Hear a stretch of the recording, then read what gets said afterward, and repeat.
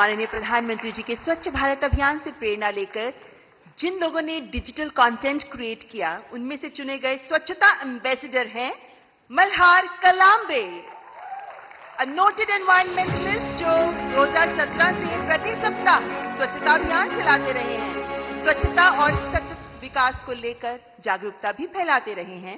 That's Malhar कलांबे।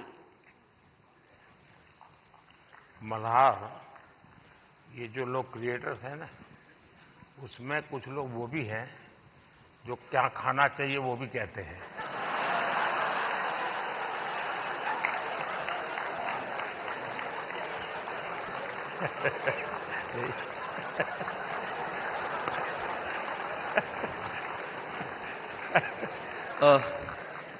इस पुरस्कार के लिए शुक्रिया।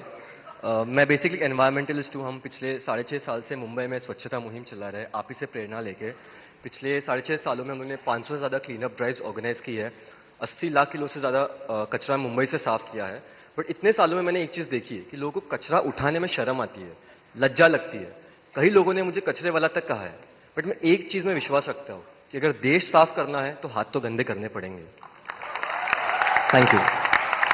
बहुत बहुत शुभकामनाएं। और आपने युवकों को बड़ी प्रेरणा दी है और अच्छी अच्छी सेलिब्रिटीज उनके साथ जुड़ती हैं, काफी मेहनत करते हैं और नियमित रूप से करते हैं, ऐसा नहीं टोकनिज्म करते हैं। और उन्होंने एक वातावरण बनाया है। मैं आपको बहुत बधाई देता हूं, लेकिन फिर भी मैं चाहूंगा थोड़ा बट सर, मैं एक चीज कहना चाहूंगा, अपने अंकित भैया के साथ लास्ट ईयर स्वच्छ भारत दिन के दिन क्लीनअप किया था। ये मेरी भी एक इच्छा है कि कभी आपके साथ क्लीनअप कर पाऊं। वाह, थैंक यू। जरूर जरूर मौका मिलेगा। और हमारी हर प्रकार की सफाई में काम आ सकता है। इस चुनाव में भी सफाई होने वाली है।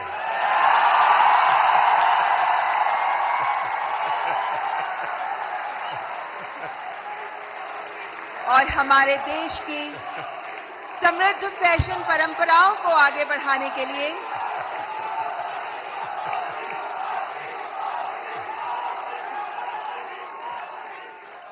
The next category heritage fashion icon award, और इस अवार्ड के विनर हैं जहानवीर सिंह। आप पूरी तरह भारत के पारंपरिक फैशन को आगे बढ़ा रही हैं, जिनमें भारतीय साड़ियां भी मौजूद हैं। Spirituality, Bhagavad Gita, heritage fashion पर आप काम करती रही हैं। दैट्स जहानवीर सिंह। नो बाबा, पैर मत छूइए।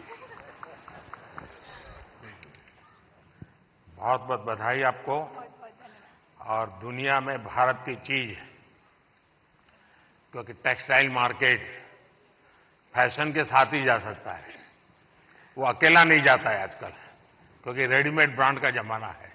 और आप बड़ी मदद कर रही है, कुछ सुनाइए लोगों को। बहुत बहुत धन्यवाद। मेरा नाम जानवी है और सबसे पहले बहुत धन्यवाद इस पुरस्कार के लिए। और मैं चाह रही हूँ कि इस नए भारत में जो हमारी प्राचीन परंपरा है, उसे अपनी संस्कृति, शास्त्र, संस्कार और साड़ियों के माध्यम से आगे लेके जाऊं। और मेरा सबसे यही अनुरोध है कि अपनी संस्कृति, शास्त्र, संस्कारों को भूलिए मत, उसे अपने साथ रखिए। आप कितने भी मॉडर्न हो जाएं, हमेशा ये रूट्स आपको याद होनी चाहिए। एक है अब दुनिया में रेडीमेड का जमाना है जी। और मैं मानता हूं कि हमने इस प्रकार किसी को अगर गाइड कर सकते हैं, आप जैसे लोग गाइड कर सकते हैं। जैसे अब साफा कोई मानता नहीं, रेडीमेड आता है पहन लेता है, फोटो वोटो निकल जाती है। धोती मानता नहीं कोई, रेडीमेड आता है पहन लेता है। भारतीय जो वेश है उसमें भी साड़ी कठिन काम है पहनना। अगर उस आ रहा है थोड़ा बहुत, लेकिन मैं समझता हूं वो जितना ज्यादा प्रमोट होगा, दुनिया में बहुत बड़ा मार्केट बनने वाला है। तो उस दिशा में कैसे आप लोगों को इंस्पायर कर सकती है? मुझे लगता है हमारे देश में बहुत अलग अलग प्रकार के टेक्सटाइल्स हैं और उसको अपने वीडियोस से मैं प्रमोट करती हूँ। उसका पहनावा कैसा है, उसकी बुनाई कैसे की जाती है, टेक्सटाइल कैसा है, तो उसको आगे ले जाने का प्रयास है वीडियोस के माध्यम से, ताकि लोगों को पता चले कि हमारे भारत में इतने अलग अलग टेक्सटाइल्स और इतने सुंदर प्रिंट्स, वेराइटीज हैं जो हमें देश के सामने लानी चाहिए। और भारत एक सबसे सुंदर देश है और उसकी विरासत, उसकी परंपरा, संस्कार, संस्कृति, हर एक चीज बहुत सुंदर है। तो मेरा यही प्रयास है कि मैं उसको आगे लेके जाऊं। देखिए, भारत फैशन की दुनिया में लीडर रहा है। बहुत लोग हैरान हो जाएंगे अगर आज लोगों को लगता है मिनी स्कर्ट ये आधुनिकता की निशानी है, या पर्स ऐसे लटकाती है बहनें। आप अगर कोणार्क जाएंगे, सैकड़ों साल पुराने मंदिर का जो मूर्तियां बनी हैं, उसमें आपको एक मूर्ति वो भी दिखेगी जिसमें मिनी स्कर्ट पहना है बेटी ने और हाथ में पर्स है, ऐसे लटक रही है। यानी सैकड़ों साल पहले फैशन का वो नॉलेज यहां पर पत्थर तराशने वाले को भी था। यानी भारत की इन विविधताओं को हम दुनिया में ले जा सकते हैं। बहुत बहुत बधाई आपको। बहुत बहुत धन्यवाद। और बेस्ट क्रिएटिव क्रिएटर फीमेल की श्रेणी में पुरस्कार प्राप्त कर रही हैं श्रद्धा, जिन्हें मशहूर हैं अय्यो श्रद्धा के नाम से। आप अलग अलग भाषाओं में कॉमेडी प्रस्तुत करती हैं, हास्य कलाकार। दैट्स श्रद्धा। अय्यो, श्रद्धा से मेरा दोबारा मिलने का मौका मिला है। बहुत बहुत बधाई। बहुत बहुत धन्यवाद।